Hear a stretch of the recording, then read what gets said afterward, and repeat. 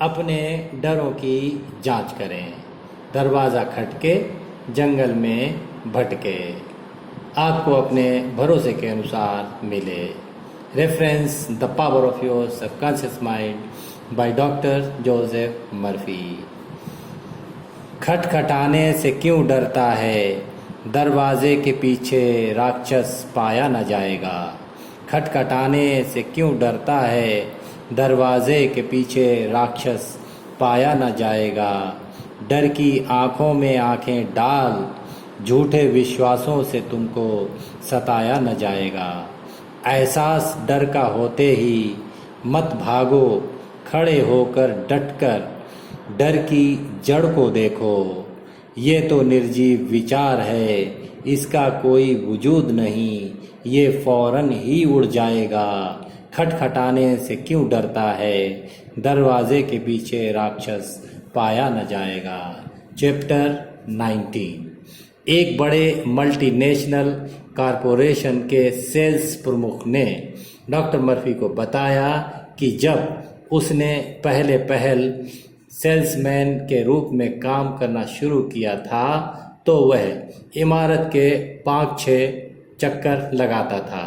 तब कहीं जाकर उसमें ग्राहक के घर की घंटी बजाने की हिम्मत आ पाती थी।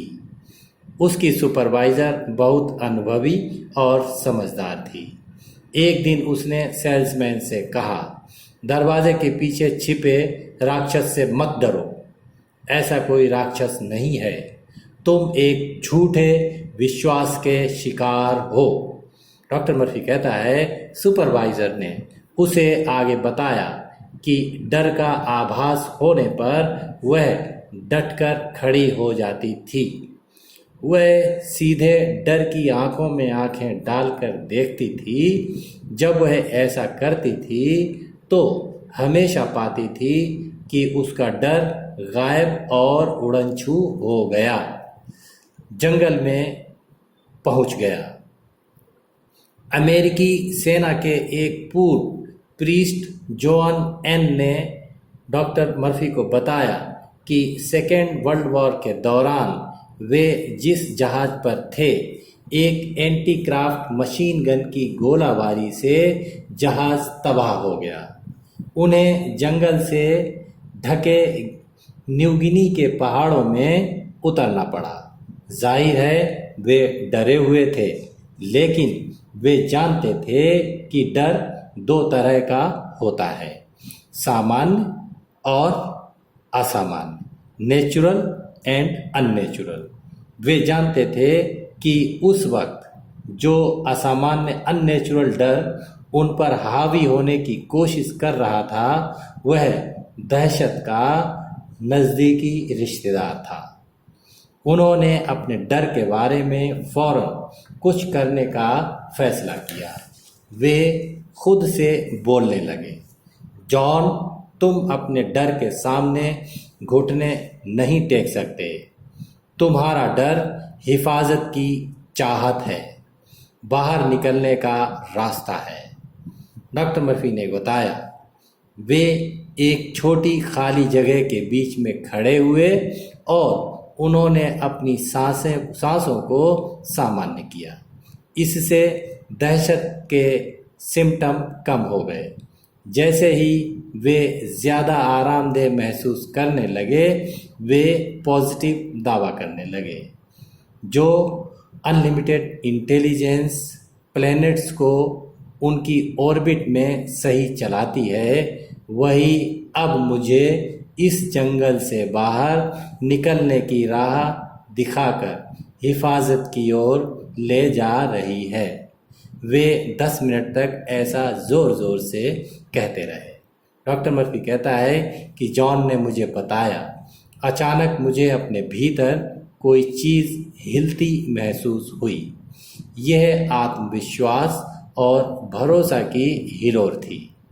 मैं खाली जगह के एक हिस्से की तरफ आकर्षित अट्रैक्टिव हुआ। वहाँ मुझे एक धुंधली सी पगडंडी दिखी और मैं उस पर चलने लगा। 2 दिन बाद हैरत अंगेज रूप से मैं एक छोटे गांव में पहुंच गया। जहाँ के लोग बहुत दोस्ताना थे। उन्होंने मुझे खाने को दिया, फिर जंगल के किनारे तक ले गए जहाँ एक बचाव हवाई जहाज़ ने मुझे बचा लिया। डॉक्टर मर्फी कहता है कि जॉन के बदले हुए मानसिक नज़रिए ने उन्हें बचा लिया। अपने भीतर की सबकॉन्शियस माइंड की इंटेलिजेंस और पावर में उनके यकीन ने उन्हें समस्या का समाधान हल दिया। उन्होंने आगे कहा, अगर मैं अपनी किस्मत पर आंसू बहाता और अपने डरों का शिकार होता तो डर का राक्षस मुझसे जीत जाता। शायद मैं डर के कारण भूखा ही मर गया होता।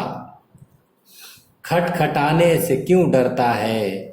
दरवाजे के पीछे राक्षस पाया न जाएगा। डर की आंखों में आंखें डाल, झूठे विश्वासों से तुमको सताया न जाएगा।